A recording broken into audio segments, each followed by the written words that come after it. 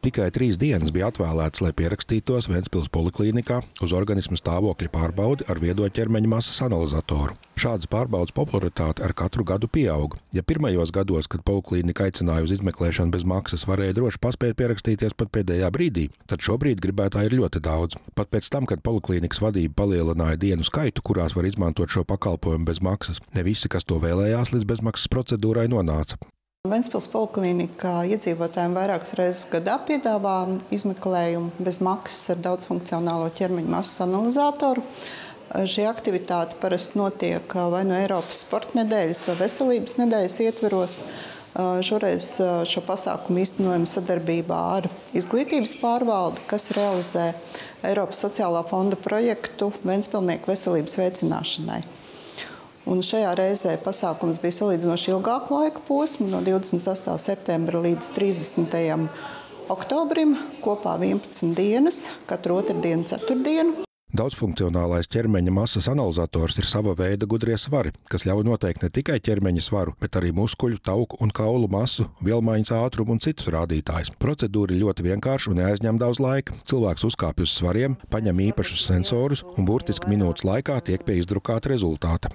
Šoreiz gribētu pievērst uzmanību viscerāliem taukiem. Tas ir tie tauki, kas ir iekšā ap organiem.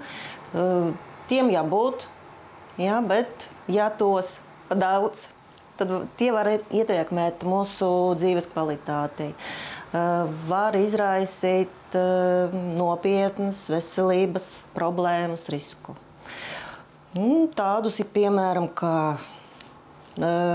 paaugstināts asinsspiediens un otrā tipā cukurdiabēts. Cilvēki arī grib zināt savu metabolu vecumu, tā saucam bioloģisko.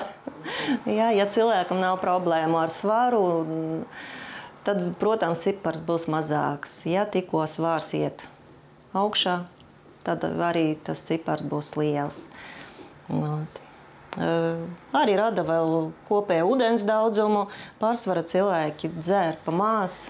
Tajā izdrukā mēs varam redzēt, cik svēr rokās, kājas, cik tur muskuļu masa, tauku masa.